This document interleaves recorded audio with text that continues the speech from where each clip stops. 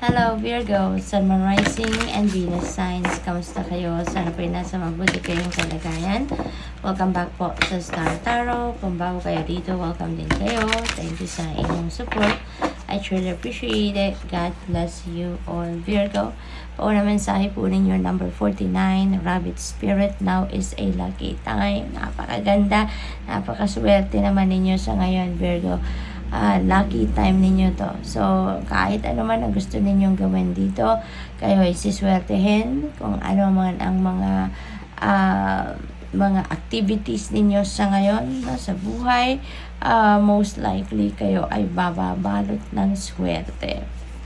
What else? We have Armadillo Spirit, set healthy boundaries kay Virgo.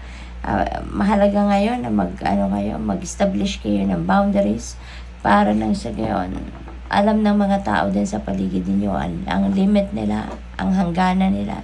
Ganon din kayo, no, sa kanila. So, kasi siguro sobrang bait na ninyo, sobrang compassionate ninyo to the extent na parang naaapakan na kayo on your toes, 'di ba?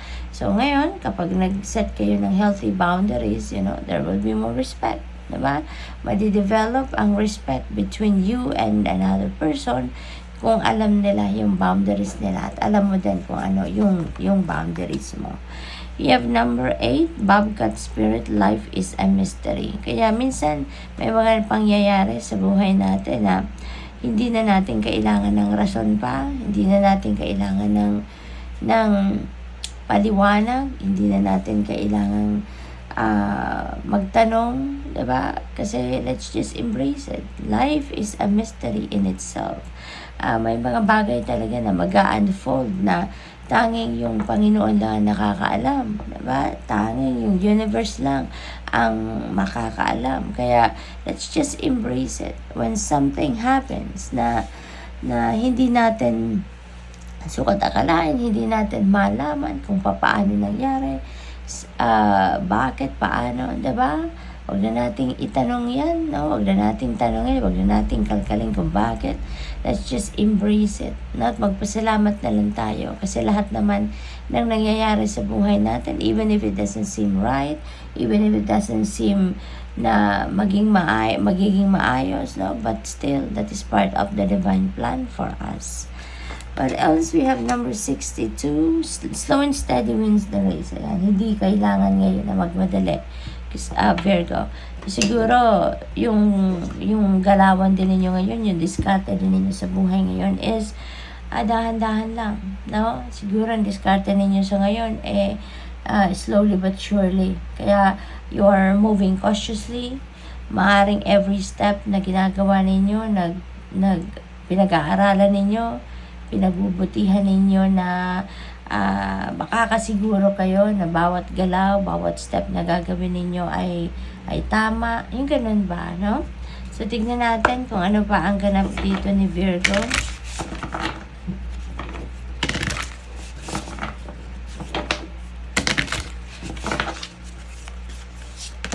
We have journey guide. Ayan. So, ang iba siguro sa inyo dito, Virgo, you're really going to travel. At iniimbitahan kayo dito, no, ng spirit na imbitahin ninyo, tawagan ninyo yung inyong journey guide para magabayan kayo, no, sa inyong pagbabiyahe, matulungan kayo maging easy peasy ang galawan dito sa inyong pagbabiyahe. Makahanap kayo ng magandang seat, yung magandang oras ng pagbabiyahe, magandang hotel or kung saan man kayo tutuloy, no, that your journey guide will help you with that, no. So, ang iba siguro sa inyo dito is going to travel for studies, for expansion of your studies, maaari ang iba negosyo, maaaring ang iba sa inyo change of place of residence, magre-relocate, magma-migrate na sa ibang bansa, or baka magtatrabaho. Pwede rin mamamasyal, no, for some of you. So, whatever the case may be, mag-iingat po kayo, okay? At enjoy ninyo yung inyong biyahe. Your family is growing, Virgo, no? Your family is growing. Siguro ang iba sa inyo is welcoming a new baby, or siguro makikita ninyo na lumalaki talaga ang inyong pamilya, dumadami ang miyembro ng inyong pamilya, no?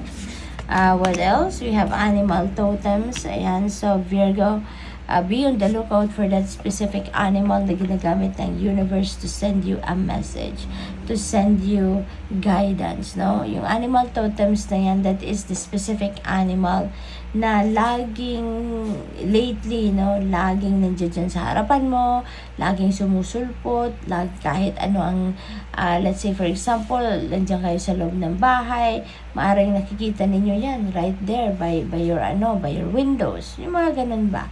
Or kahit mag-browse kayo ng telepono ninyo, mag-browse kayo ng magazines, ng kahit anong reading materials, or sa TV, nakikita ninyo sa commercial, you know, that specific animal, kung yan ang laging sumusulpot dyan sa inyong harapan at kinukuha yung attention, that is what we call your animal totem. Okay? So, please Google, no, kung ano ang ibig sabihin or ano ang symbolism ng specific animal na yan, kasi yan ang mensahe para sa inyo, okay, ng Divine Universe.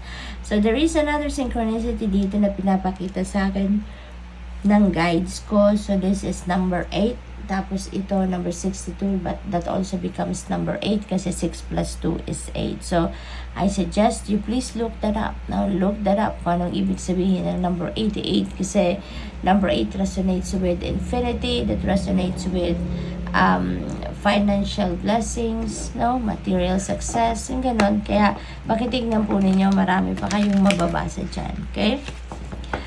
What else? We have number 61, self-love. And ito naman ang gawin ninyo sa ngayon.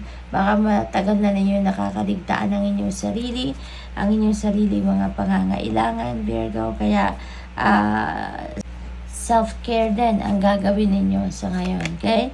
You have number 46, domestic harmony, which is really good. Kasi wala kang mahihiling pa kung ang pamilya ninyo ay masaya, magandang samahan, diba? Nagkakaintindihan. So this is going to be a happy family na mai-enjoy ninyo sa ngayon. We have parenting. Ayan. So maaaring nag-aalaga kayo, no? Meron kayong inaalagaan. Maaaring nag-aalaga kayo ng mga bata, or maybe mga anak ninyo, or kung hindi man, mga alaga ninyo, no, mga anak ng ibang tao. And kahit wala pa siguro kayong totoong anak, no, na nanggaling talaga sa iyo, you're becoming, parang nagtumatayo kayong pangalawang magulang, no, ng mga batang ito. So good luck. Thank you for watching. Love and light. Namaste.